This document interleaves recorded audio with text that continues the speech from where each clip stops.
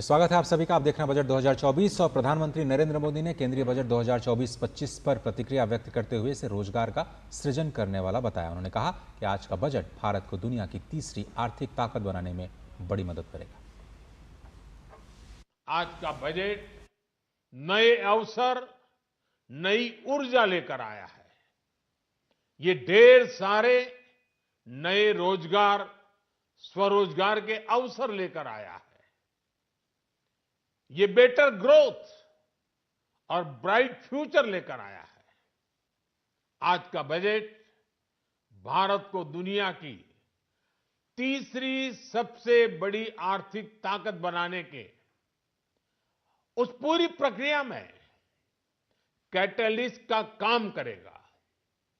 विकसित भारत की एक ठोस नींव रखेगा। और प्रधानमंत्री नरेंद्र मोदी ने यह भी कहा कि रोजगार और स्वरोजगार के लिए अभूतपूर्व अवसर बढ़ाना सरकार की पहचान रही है। उन्होंने कहा कि बजट में सरकार ने रोजगार से जुड़े प्रोत्साहन स्कीम की घोषणा की है। रोजगार और स्वरोजगार के अभूतपूर्व अवसर बढ़, ये हमारी सरकार की पहचान रही है। आज का बजट इसे और सुदृढ़ करता है। देश और दुनिया ने पीएलआई स्कीम की सफलता देखी है। अब इस बजट में सरकार ने एम्प्लॉयमेंट लिंक्ड इंसेंटिव स्कीम की घोषणा की है। इससे देश में करोड़ों करोड़ों नए रोजगार बनेंगे। इस योजना के तहत जीवन में पहली नौकरी पाने वाले युवा की पहली तनख्वाह हमारी सरकार देगी। स्किल डेवलपमेंट और उच्च शिक्षा के लिए मदद हो या फिर 1 करोड़ नौजवानों को इंटर्नशिप की योजना, इससे गांव के, गरीब के मेरे नौजवान साथी, मेरे बेटे बेटी देश की टॉप कंपनियों में काम करेंगे। और पीएम मोदी ने कहा कि केंद्रीय बजट में गरीबी समाप्त करने के लिए प्रमुख घोषणाएं की गई। उन्होंने कहा कि गरीबों के लिए 3 करोड़ घर बनाना तय हुआ है। देश में गरीबी समाप्त हो, गरीब का सशक्तिकरण हो, इस दिशा में भी आज के बजट में प्रमुख घोषणाएं की गई हैं। गरीबों के लिए 3 करोड़ नए घर बनाना तय हुआ है। जनजातीय उन्नत ग्राम अभियान सैचुरेशन अप्रोच के साथ 5 करोड़ आदिवासी परिवारों को मूलभूत सुविधाओं से जोड़ा जाएगा। इसके अलावा ग्राम सड़क योजना 25,000 नए ग्रामीण क्षेत्रों को ऑल वेदर रोड से जोड़ेगी। इसका लाभ देश के सभी राज्यों के दूर दराज गांवों को मिलेगा।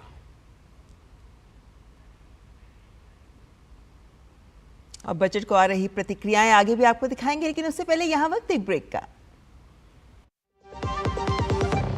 दादी के हाथों का जादू और खुशबू से महकता घर। MDH गरम मसाला, असली मसालों से भरा हूं मैं, क्योंकि हर रिश्ता है स्वाद से जुड़ा। इस साल हमारा टारगेट है to rise from here to here.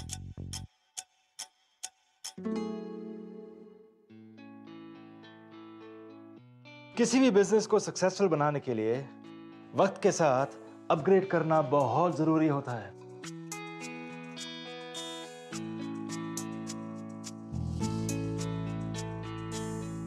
इस बदलती दुनिया के साथ अपने बिजनेस को अपग्रेड करना अब हुआ आसान। पेश है आपका अपना भरोसेमंद साथी bank of India MSME loan.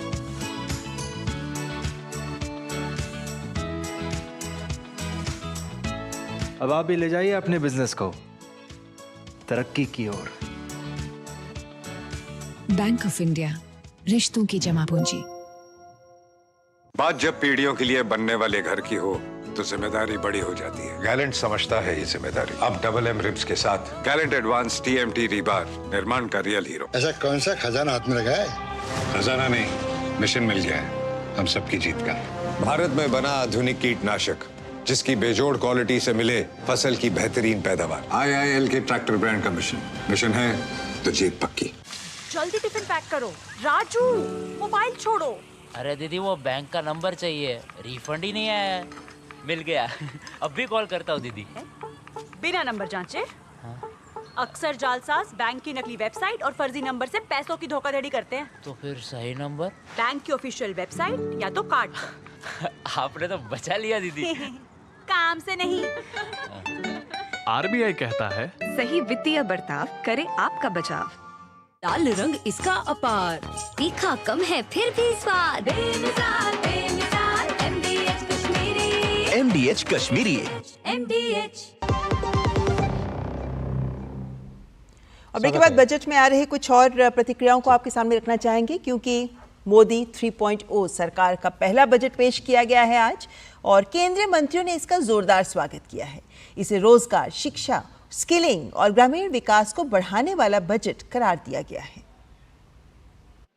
Modi 3.0 सरकार के पहले बजट का मुख्य जोर गरीब, महिला, युवा और किसान रहा। सरकार ने यह सुनिश्चित करने की कोशिश की कि इसके द्वारा सबका विकास संभव हो सके। केंद्रीय मंत्री धर्मेंद्र प्रधान ने कहा कि बजट में रोजगार, शिक्षा और स्किलिंग पर विशेष जोर दिया गया है। वहीं केंद्रीय कृषि मंत्री शिवराज सिंह चौहान ने कहा कि बजट से ग्रामीण विकास होगा और किसानों की जिंदगी बदलेगी। केंद्रीय स्वास्थ्य मंत्री और भाजपा के राष्ट्रीय अध्यक्ष JP नड्डा ने कहा कि यह बजट मातृशक्ति और कृषि विकास और रोजगार के सृजन के प्रति समर्पित बजट है। वहीं केंद्रीय मंत्री गिरिराज सिंह ने कहा कि जो लोग बिहार को स्पेशल स्टेटस नहीं मिलने का मजाक उड़ा रहे थे, उनके लिए ये करारा तमाचा है। तो वहीं केंद्रीय मंत्री ललन सिंह बजट में बिहार के लिए किए गए विशेष प्रावधान से गदगद नजर आए। इस बजट में ये चारों सेक्टर के लिए एम्प्लॉयमेंट, स्किलिंग, MSME और मिडिल क्लास, ये 4 फोकस एरिया है। इसमें विशेषकर किसान, गरीब, महिलाएं, युवा और मध्यम वर्ग के कल्याण पर विशेष रूप से ध्यान दिया गया है। विकसित भारत की आधारशिला रखने वाला बजट है।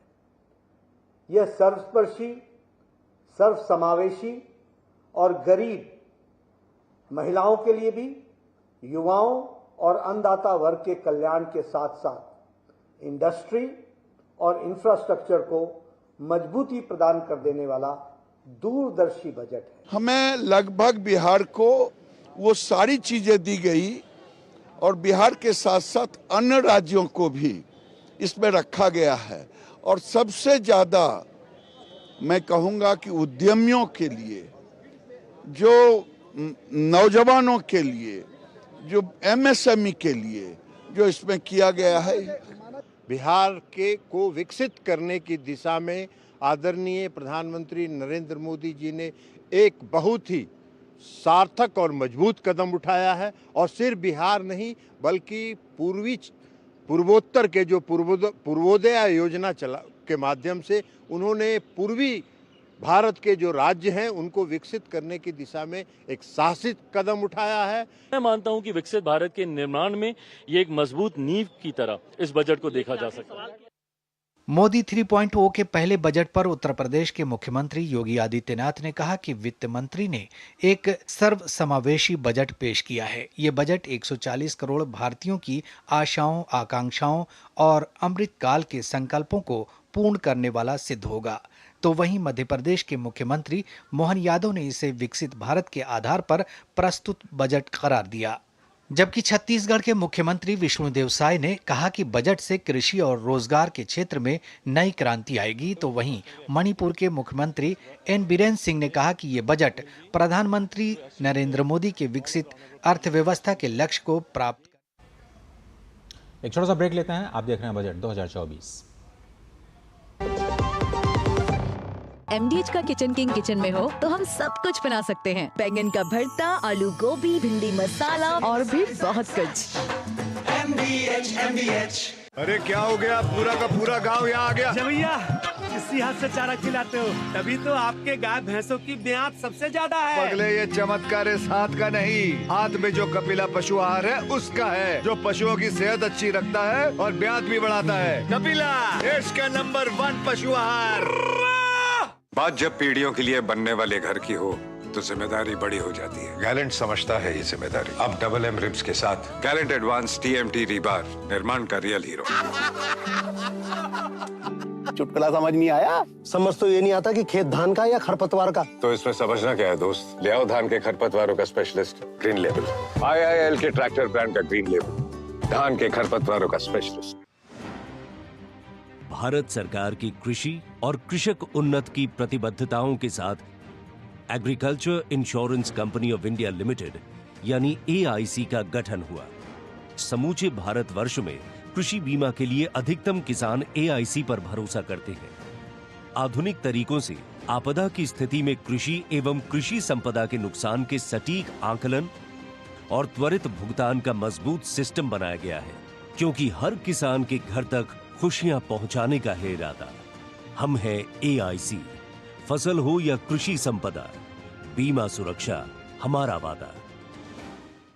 विकसित भारत के निर्माण में अपना योगदान देने के लिए आपका धन्यवाद। जब आपकी इनकम टैक्स रिटर्न की जानकारी में होगी ईमानदारी, फिर आपके टैक्स रिफंड में नहीं होगी कोई देरी। इसलिए ध्यान रहे, गलत TDS, झूठे खर्चे और कम आमदनी दिखाकर हाई रिस्क रिफंड्स क्लेम करने पर आपके इनकम टैक्स रिफंड क्लेम में देरी हो सकती है। इनकम टैक्स डिपार्टमेंट हर E-फाइल में हुई रिटर्न में दी हुई जानकारी की गहन जाँच करता है और गलत पाए जाने पर रिटर्न फ्लैग हो सकती है। फ्लैग होने पर CPC ITR से रिवाइज रिटर्न फाइल करने की सूचना मिलेगी। 10 दिन के भीतर 2 रिमाइंडर्स मिलने के बावजूद रिवाइज रिटर्न फाइल न करने पर रिटर्न प्रोसेसिंग में देरी हो सकती है। अपने रिटर्न से जुड़े अपडेट्स जानने के लिए E-फाइलिंग पोर्टल पर लॉगिन करें और अपने डैशबोर्ड पर प्रोसेसिंग स्टेटस और पेंडिंग एक्शंस चेक करें। प्रत्येक आयकर दाता एक राष्ट्र निर्माता। गोल्डी छोले मसाले, जहाँ जाए रिश्ते बनाए, जहाँ जाए रिश्ते बनाए, गोल्डी मसाले। और इस कार्यक्रम के अंत में बजट से हटकर बात नीट की कर लेते हैं। एक महत्वपूर्ण खबर, क्योंकि नीट पर सुप्रीम कोर्ट ने बड़ा फैसला सुनाते हुए नीट UG की परीक्षा दोबारा कराने से इनकार कर दिया है और शीर्ष न्यायालय ने कहा है कि पूरी परीक्षा में गड़बड़ी होने के पर्याप्त सबूत नहीं है। शिक्षा मंत्री धर्मेंद्र प्रधान ने फैसले का स्वागत किया। उन्होंने कहा कि सत्यमेव जयते, सत्य की जीत हुई। केंद्र सरकार कहती रही कि बड़े पैमाने पर पेपर लीक नहीं हुआ है और अब सुप्रीम कोर्ट ने भी इसे सही ठहराया है। तो आप देखिए ये खबर और मेरे को और अजय को दीजिए इजाजत। नमस्कार। नीट मामले में सुप्रीम कोर्ट ने बड़ा फैसला सुनाते हुए नीट UG की परीक्षा दोबारा कराने की मांग ठुकरा दी है। अदालत में दायर याचिकाओं में परीक्षा में गड़बड़ियों का हवाला देकर परीक्षा रद्द करने की मांग की गई थी। मुख्य न्यायाधीश ने कहा कि पूरी परीक्षा में गड़बड़ी होने के पर्याप्त सबूत नहीं मिले हैं। मुख्य न्यायाधीश ने कहा कि 1,08,000 सीटों के लिए 23 लाख से ज्यादा छात्रों ने परीक्षा में हिस्सा लिया। इस वक्त कोर्ट के सामने जो मटेरियल रखा गया है उसे यह साबित नहीं होता है कि परीक्षा की शुचिता प्रभावित हुई है। उन्होंने कहा कि डेटा से यह नहीं लगता है कि सिस्टमिक ब्रीच हुआ है या पूरी परीक्षा की गरिमा प्रभावित हुई है। सुप्रीम कोर्ट की बेंच ने कहा कि अगर जांच के दौरान कोई दोषी पाया जाता है तो उसके खिलाफ कार्रवाई की जाएगी। ऐसी स्थिति में उसका एडमिशन रद्द कर दिया जाएगा। वहीं एक सवाल के 2 सही जवाब होने के विवाद में सुप्रीम कोर्ट ने IIT दिल्ली की कमेटी द्वारा बताए गए उत्तर को सही माना। NTA ने दोनों में से कोई भी उत्तर देने वाले स्टूडेंट को अंक दिए थे। अब केवल एक विकल्प को सही मानने पर NTA को दोबारा मेरिट लिस्ट जारी करनी पड़ेगी। हम माननीय सर्वोच्च न्यायालय की इस फैसला का स्वागत करते हैं। हमने शुरू से ही कहा है, हमारी प्राथमिकता देश की स्टूडेंट्स है, देश की विद्यार्थी है। उनकी भविष्य के साथ कोई खिलवाड़ ना हो, उनकी हितों को हानि ना हो पाए, ये सरकार की प्राथमिकता रही है। 4 जून को नीट के नतीजे घोषित होने के बाद इसमें कथित गड़बड़ियों का दावा किया जा रहा था। सबसे पहले इस परीक्षा में बिहार में पेपर लीक की खबर ने तूल पकड़ा था। इसके बाद एक ही परीक्षा केंद्रों से कई टॉप करने और एक सवाल के 2 उत्तर ग्रेस मार्क जैसे पॉइंट्स ने गुत्थी को और उलझा दिया। इसके बाद पेपर लीक के संदेह के चलते कई राज्यों में छात्रों ने विरोध प्रदर्शन किया। दोबारा परीक्षा कराने की मांग को लेकर कई छात्रों ने अदालत को रुख किया। इसके बाद सुप्रीम कोर्ट में एक साथ सभी याचिकाओं को सुनने की कार्रवाई शुरू हुई। इस दौरान पटना पुलिस से लेकर सीबीआई ने नीट परीक्षा में कथित गड़बड़ियों की जांच शुरू की। सर्वोच्च अदालत की बेंच ने सभी पहलुओं पर बहस सुनने के बाद यह तय किया है कि इस पर जल्दी से जल्द फैसला देना होगा। विकास सारथी के साथ ब्यूरो रिपोर्ट, डीडी न्यूज।